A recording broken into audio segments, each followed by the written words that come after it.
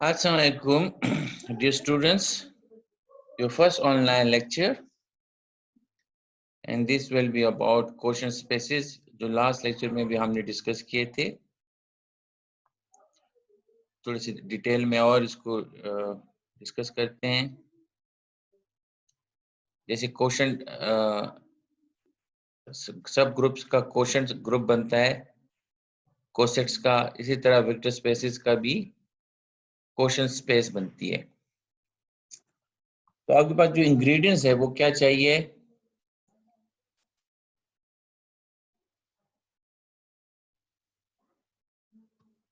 What are the ingredients to define a quotient space? एक आपके पास सब स्पेस हो, एक वेक्टर स्पेस का जो एक फील्ड एफ पे डिफाइन हो, यानी W जो है ये एक एबिलियन ग्रुप है और V इटसेल्फ भी एक एबिलियन ग्रुप है। तो हम क्वोशंट स्पेस यानी क्वोशंट सेटअप कोसेट की बात कर सकते हैं और कोसेट इस शक्ल के होते हैं। अब ये जो सेटअप कोसेट है, क्योंकि ये एबिलियन ग्रुप है तो ये नॉर्मल भी है। तो आपके पास जो ये क्वोशंट सेट है यानी कि सेटअप कोसेट है, ये भी ग्रुप बनाता है अंडर अ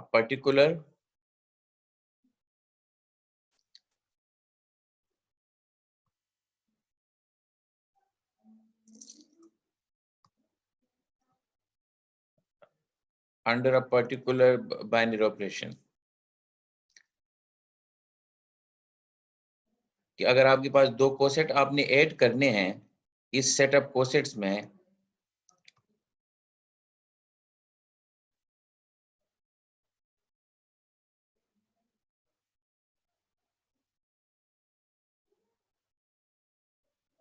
तो वो किस तरह ऐड होंगे? दो कोसेट्स है, this is the subset, the sub group या the sub space x plus w plus y। तो इसमें आपने एक जो सब ग्रुप है ये पिक करना है और जो एलिमेंट्स है उसका उनको आपस में ऐड करना है।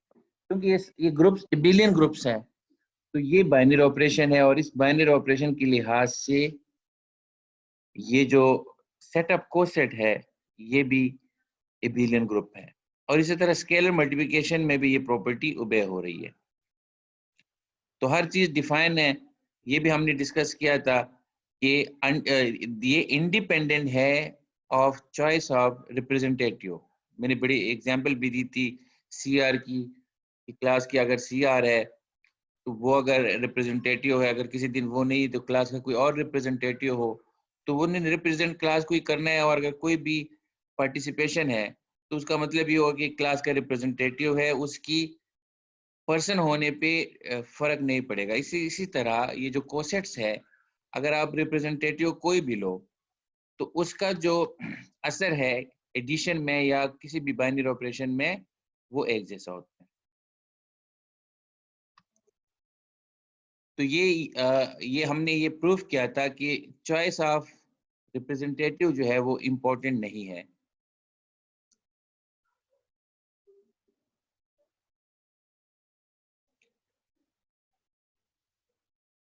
अच्छा, और अब ये जो सेटअप कोसेट्स है, जो क्वेश्चन वेक्टर स्पेस बनती है, इसमें जीरो का रोल कौन प्ले करता है? ये सेट इटसेल्फ, यानी वो कोसेट जो इस सब वेक्टर स्पेस के साथ जीरो ऐड होता है। और हर एक कोसेट का जो इनवर्स है, एडिटिव इनवर्स, वो W माइनस एक्स है, यानी कि W प्लस एक्स का जो इनवर्स है, एडिटिव इनवर्स है, वो W माइनस एक्स है।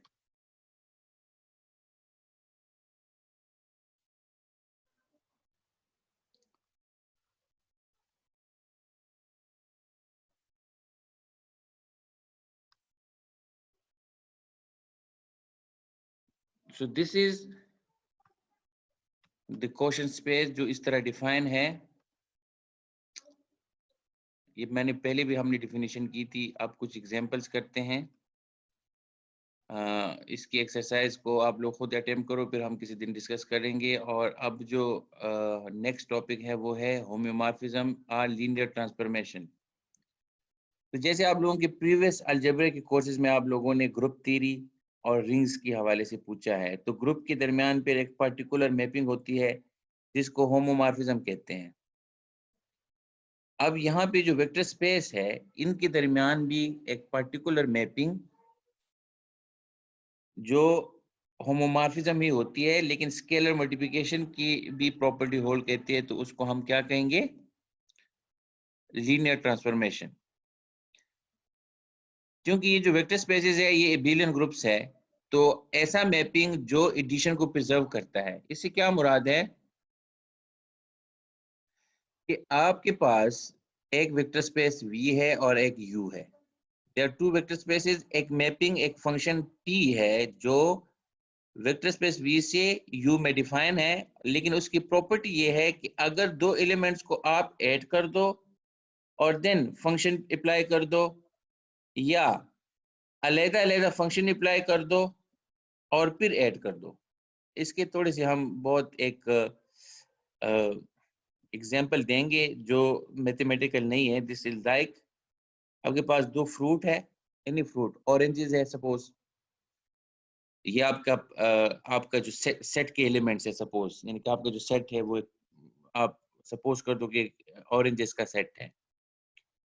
तो ये जो है वो जूसर है। आपने दो ऑरेंज पहले उनको इकट्ठा किया और जूसर में डाल के जूस हासिल किया, या आप ऐसे करो, या आप पहले एक का जूस लो फिर दूसरे का जूस लो और जूस को ऐड कर दो, तो ये तकरीबन ऑलमोस्ट एक ही तरह का आपके पास रिजल्ट आएगा। दो के मैथमेटिकली इसमें फर्क आ सकता है, लेकिन आप लोगों को समझाने के लिए इसका मतलब ये है कि दो नंबर्स को आप ऐड कर दो फिर फंक्शन में डाल दो और इमेज लो, या अलग-अलग इमेज लो और फिर वो जो इमेजेस है उसको दूसरे सेट में ऐड कर दो। ये प्रोसेस एक जैसा है, इनका कोई फर्क नहीं।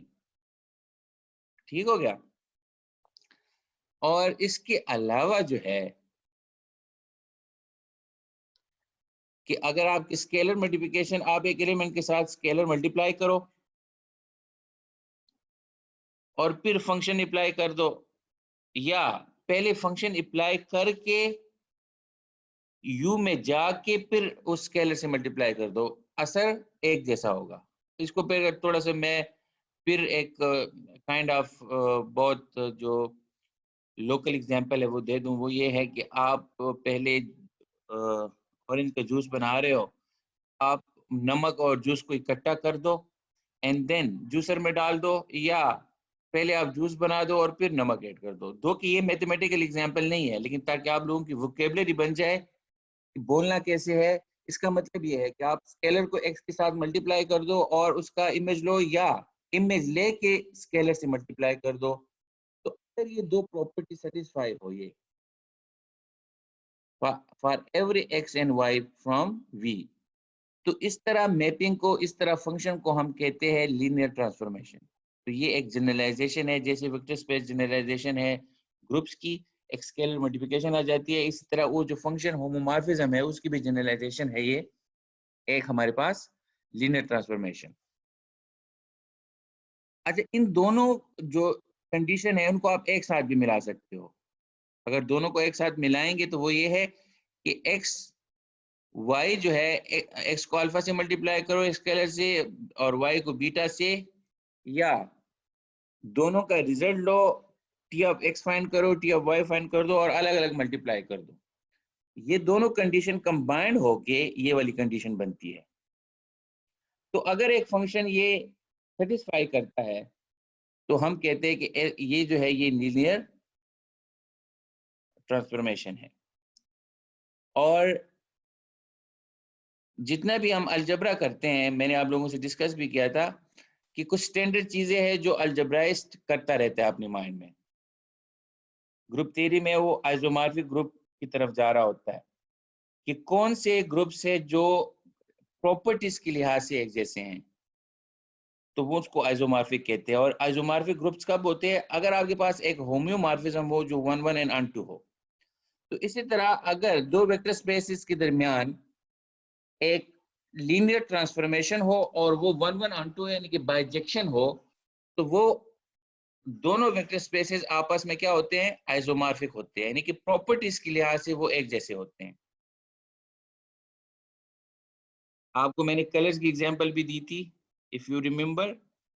इक्विवेलेंट क्लास जब मैं समझा रहा था, मॉड एन की बात कर रहा था, तो दो पेंसिल जो है एक कलर के, कलर के लिहाज से वो एक एक पेंसिल है, मतलब वो एक कलर है, कलर वो एक है, पेंसिल दो है, उसका जो असर है वो एक जैसा है। इसी तरह अगर किसी दो वेक्टर स्पेसेस के दरमियान आइसोमॉर्फिज्म है तो वो प्रॉपर्टीज के लिहाज से एक जैसे होंगे। सबसे जो बहुत ऑब्वियस आइसोमॉर्फिज्म है वो है आइडेंटिटी आइसोमॉर्फिज्म। कि आपके पास दो वेक्टर स्पेस है, यानी कि पहला वेक्टर भी वी है और दूसरा भी वी है। तो आइडेंटिटी मैपिंग, यानी कि आइडेंटिटी मैपिंग क्या है? ये काइंड ऑफ कि कोई इफेक्ट नहीं होता, आपने वी डाल दिया और ऑब्टेन क्या हुआ? वी। तो ये होमोमॉर्फिज्म है, ये आइसोमॉर्फिज्म है।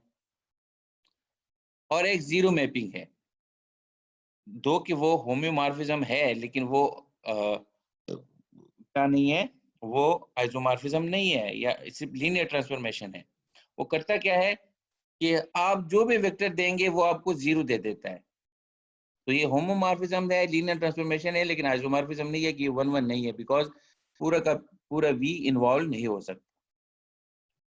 इसी तरह ये एग्जांपल, आपके पास एक फील्ड है तो आपने उसके टू ट्यूपल्स ले लिए, यानी कि एफ ले लिया, और एक दूसरी फील्ड है, आपने एफ क्रॉस एफ ले लिया। आपकी आसानी के लिए आर आपके पास फील्ड है, आर से तो आप लोग फेमिलियर हो, तो आर स्क्वायर एक वेक्टर स्पेस है ओवर आर और आर क्यूब वेक्टर स्पेस है ओवर आर। तो इन दोनों के दरमियान हम एक लीनियर ट्रांसफॉर्मेशन कैसे डिफाइन कर सकते हैं? अब आर स्क्वायर आर क्यूब है, आर क्यूब में आप लोगों की समझाने के लिए कह रहा हूँ, जो क्वेश्चन है उसमें फील्ड कोई भी हो सकती है। एक फील्ड है तो आपने एक एलिमेंट अल्फा बीटा गेमा, R3 के एलिमेंट ऐसे होंगे, तो वो मैप होते हैं, जो जो तीसरा कंपोनेंट है वो गायब हो जाता है। तो ये जो मैपिंग है ये लीनियर ट्रांसफॉर्मेशन है। इसको अभी यहाँ चेक किया गया है। इसी तरह अगर आपके पास V वेक्टर स्पेस है और उसके जो एलिमेंट्स है वो पॉलिनोमियल्स है। V अब आपके पास वेक्टर स्पेस है लेकिन इसके एलिमेंट पॉलिनोमियल्स है और अ पर्टिकुलर फील्ड। तो जो डेरिवेटिव है, अब डेरिवेटिव भी एक फंक्शन है कि आप एक पॉलिनोमियल का डेरिवेटिव लेते हो तो एक रूल के तहत उसका पावर जो है वो कम होता है, कोफिशिएंट में आ जाता है, तो एक न्यू पॉलिनोमियल जन्म लेता है। तो ये जो डेरिवेटिव है ये भी एक फंक्शन है, पॉलिनोमियल से पॉलिनोमियल में, और ये भी लीनियर ट्रांसफॉर्मेशन है। एक और एग्जांपल हो गई। इसी तरह जो इंटीग्रेशन है,